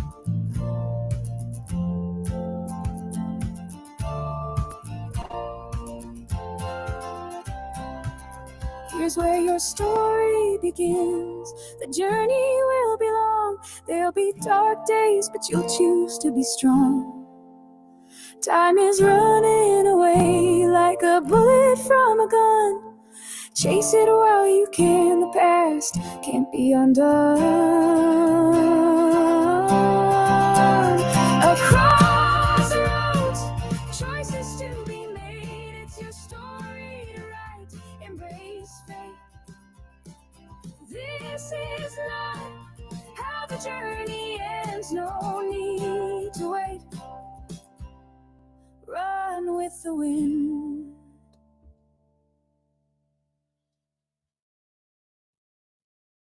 I started taking singing lessons from Noah Grumman. I had my first lesson with her last week, and that was a lot of fun. I'll probably post a clip from it sometime here in the near future of one of these lessons of her teaching me to sing. And I didn't have a lot of time to prepare a song for this week. I've been singing songs for this show, and I'll make sure to do that in the try and do that more in the future. If you got song suggestions for me, you want to hear Richard Greaser sing it, I'll take a shot at it. I can't sing everything. Relatively new to singing, but it is a lot of fun. It's just, there's all these things that you could do. I don't know why people are bored. I hope you're not bored. I'm not bored. There's never a day that I'm bored. There's never a day that I'm bored because there's way too much things to do. So much to see. If you live in the United States, there's this big, beautiful country. All this nature that you could go into. Go up to Michigan, go to Lake Satoshi, go camping with some good people. You go to Bitcoin meetups. You can listen to Bitcoin podcasts. You can make Bitcoin podcasts. There's just, you read Bitcoin books. You can read non-Bitcoin books. You can read some really good books. See, what have I been reading recently? Other than Atlas Shrugged. The Renegade History of the United States by Thaddeus Russell. That's an interesting one. Been reading Catch 22 by Joseph Heller. That was one that was suggested to me by Maggie Morris. Never Split the Difference by Chris Voss. That was one that Rod Palmer sent me. There's all these things that you can read, all these really, really, really, really, really interesting things to do. There's no reason to be bored, especially in the fourth turn in. And there's no real reason to be consumed by like fear and self-loathing and stuff like that. Like one of the things that somebody told me once when I was younger is like, you know, the way to have self-esteem is to do esteemable action, like things that make you feel good about your life. You don't feel good about your life and the things that you're doing. It's time to create changes in behavior, changes in the things that you're doing. Not necessarily change, like the way you think follows the way that you behave, if that makes sense. Follows action. The way you behave, I don't know. They're kind of tied together. You know, the way you think is driven by the things you do, but it also happens vice versa. The things you do also is determined by the way you think. But you know, you change the behavior, and you start to feel better about yourself. If you're not looking in the mirror and you're not looking at yourself and feeling like you're the shit, like I'm the shit, I feel good about myself. You know, there's this attitude that is propagated around humility. You know, people don't understand the definition of humility. People think that humility means putting yourself down. Humility is having an accurate depiction of yourself, being rooted in reality. That's what humility is. And if you're the shit and you're doing cool things, you should feel good about yourself, not in an arrogant way, but in a humble way. And if you got it into Bitcoin and you've been a part of this, this thing, the global adoption of this freedom money in a way that promotes freedom, not in a way like, you know, like, sure, the people at Chain Analysis have been into Bitcoin for a while, but they're a bunch of fags. They should all feel shitty about themselves. They should all look in the mirror and be like, wow, I'm a loser. I'm doing things, you know, and if they feel good about themselves, then they're just fucking deranged, disconnected from reality. Like a lot of people have that type of derangement where they're completely disconnected.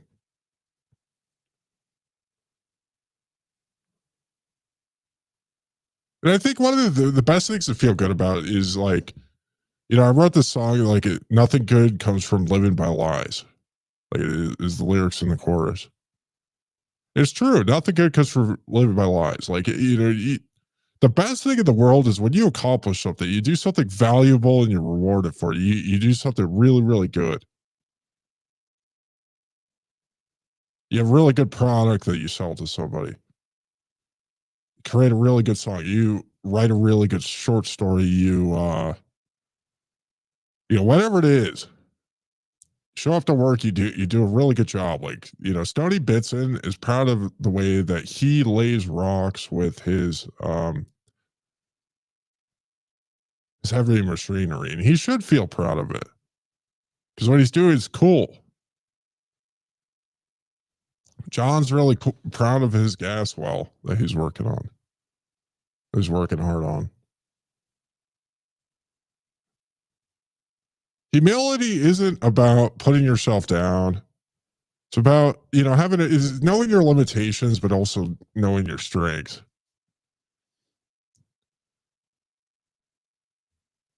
And you should be able to look in the mirror at yourself humbly, say, I'm the shit. I am proud of who I am. I'm proud of the relationships I have, the way that I see myself, the way that others see me. That that should be your response and your reaction. I hope that is.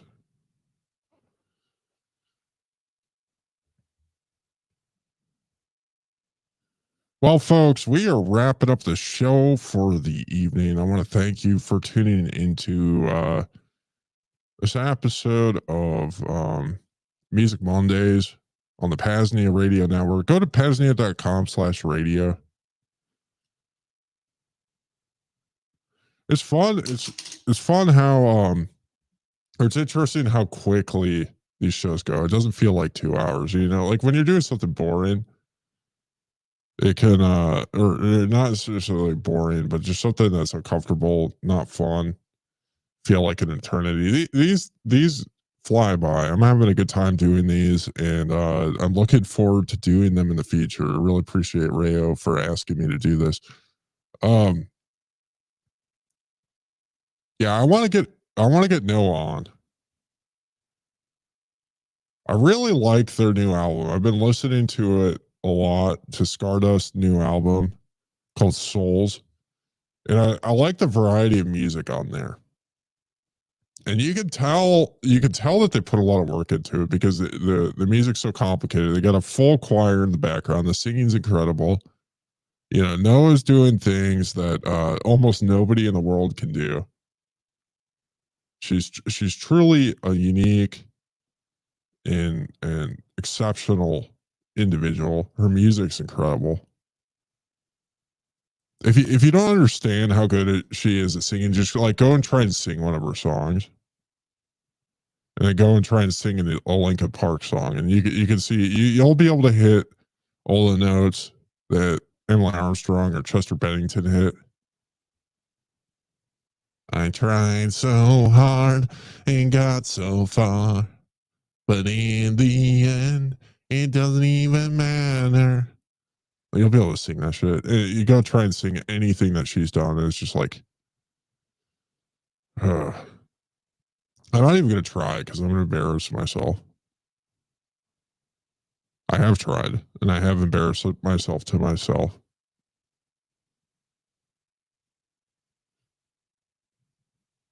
Yeah, go check out their new album, Souls. It's I think I'm going to write a review on it, and we're gonna do a show. We're gonna talk about her music. Um, hopefully here relatively soon. We just play. Trying to click on my typewriter. It keeps on.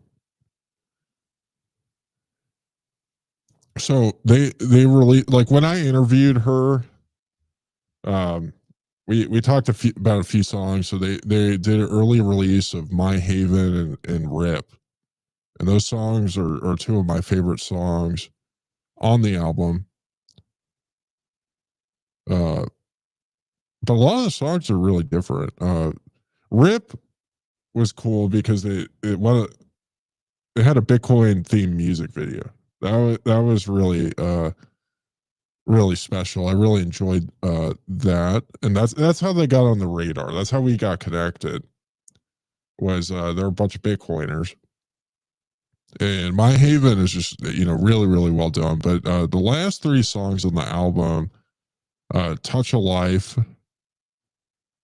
is really, they're really really good, and you can really tell her singing is exceptional. Like, it's really hard to scream. I can't scream. I'd like to learn how to scream. It's on the agenda. Uh, I've tried a few times, and it's difficult. It's a very different way to sing. But I like that she did a collaboration with this guy Ross Jennings. Like, it's really cool. Like, one thing I really like in music a lot, I've always liked vocals a lot, is when a man and a woman harmonize together, and their voices and the way they interact with each other are so cool. Ross Jennings has a really cool voice, and let me just play a little bit of this. I'll skip through.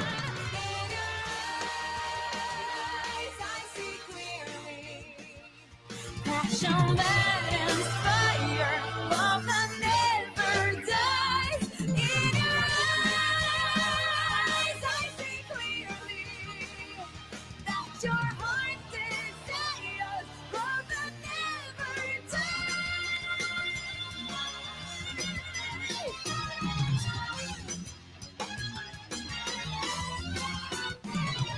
I stare at the madman's eyes, in love with his own creation. I'm not sure when it comes in, but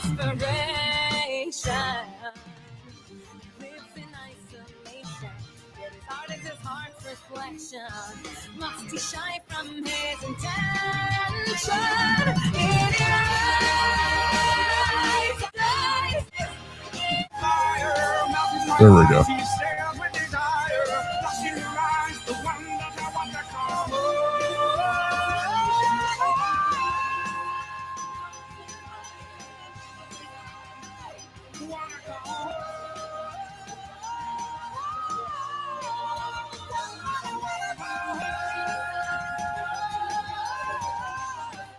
So I really like the contrast of her voice and his voice, and then you fire in the background, and then you've got yeah, it's just I love it. Go check out the album.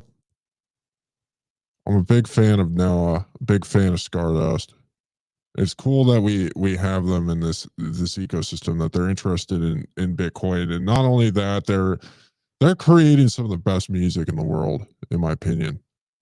But anyways, this has to come to an end, folks. This is the end of Music Mondays for this evening.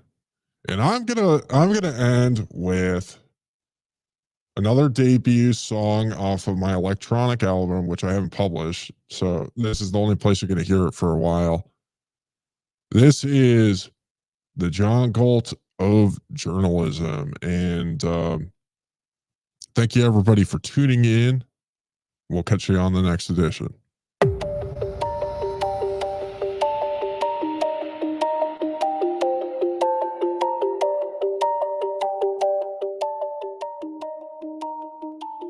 The odds stacked against me from the day I was born. The world looked upon me with a disdain and scorn. But deep in my chest there was a dream, a foolish will to fight in order to become redeemed. Whoa. It never was a fair fight. They came for me in the dark of night, tried to kill my independence, accept their sinister agendas. They told me what to think, told me I was broken, sent me to a shrink. They tried to tell me what to do, put me in a worthless box. But I'm the master of my mind until my heart stops. I'm no hero, I'm no devil. I came to do what needs to be done. Riding off into the distance towards a quickly setting sun. Typing away in my typewriter, I could not give a damn.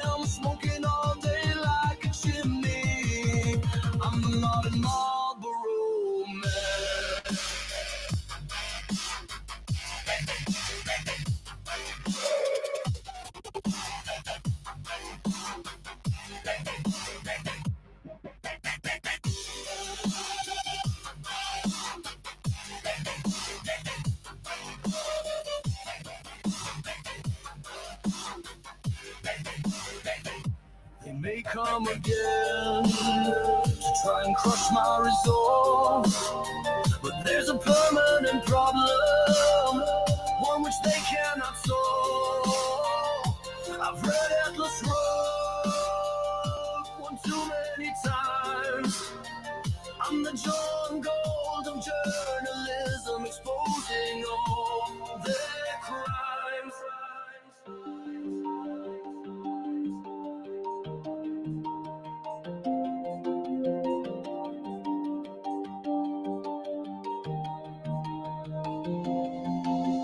They try to tell me what to do, put me in a worthless box, but I'm the master of my mind until my heart stops.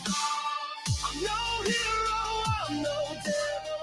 I came to do what needs to be done, running off into the distance towards the quickly setting sun, typing away in my typewriter. I could not give a damn, smoking all day like a chimney. I'm the modern Marlboro man.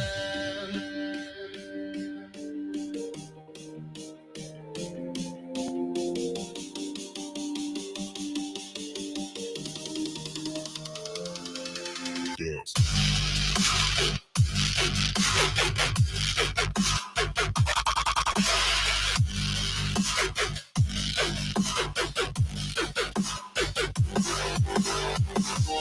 I remember that this day in Eden's Court, and we'll make sure they regret the day I was born. Deep in my chest, there is a dream of foolish will to fight. I've been redeemed for doing what is right. I'm no hero, I'm no devil. I came to do what needs to be done, riding off into the distance towards a quickly setting sun, typing away in my typewriter. I could not give a damn. My name is Richard Greaser, and I'm the modern Marlboro man.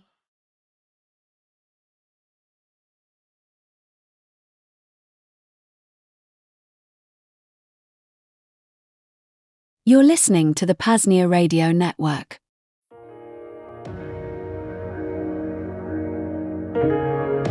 Vonu Fest 6, the premier, yearly gathering of self-liberation held at the Veritas node of the Free Republic of PAZNIA, happens once again this year, from September 22nd to the 29th. Join fellow self-liberators in our vetted agora, in the second realm, and soak up knowledge from those deep within the realms of breakthrough energy, health and wellness, open source technology, privacy and security, and much more. Alongside that, enjoy the nights around the campfire, underneath the Veritas skies untampered by city light pollution.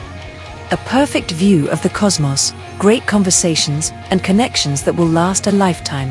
And while this event is not public and therefore not open to just anyone, getting vetted to come out isn't usually that hard. We either have to find someone in common that will vouch for your reputation, or just email Coordinator Rio, coordinator@PAZNIA.com, and send an introduction and background to your liberated lifestyle and path of self-liberation. That's a damn good start, and one that has gotten some folks out here a well-tread path.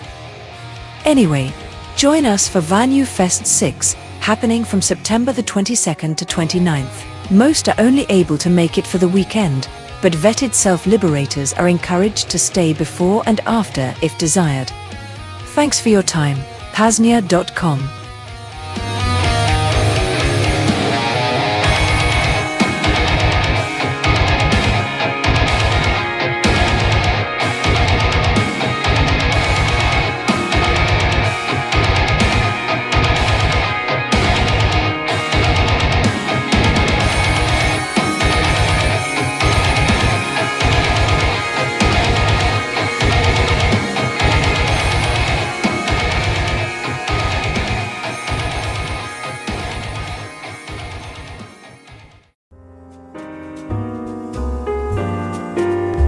While infrastructure costs for the PAZNIA radio network aren't exorbitant now, there are some costs. It will also increasingly demand more time as we move towards longer transmissions and more transmissions.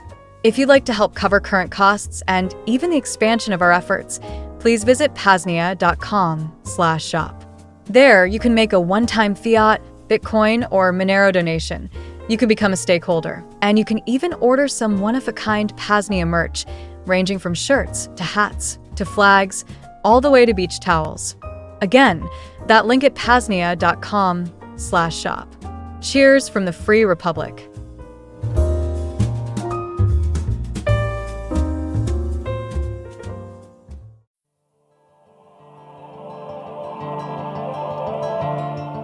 Now that the technological foundation is laid for the PAZNIA radio network, we are now ready to start building out a regular and more frequent transmission schedule of self-liberational media. Do you want to host your own show on the PAZNIA radio network? Do you already have a show or podcast that you would like premiered or replayed during our transmissions? Something else? Reach out to Coordinator Rayo to discuss details. Email coordinator@PAZNIA.com. Again, coordinator@PAZNIA.com. See you in the second realm.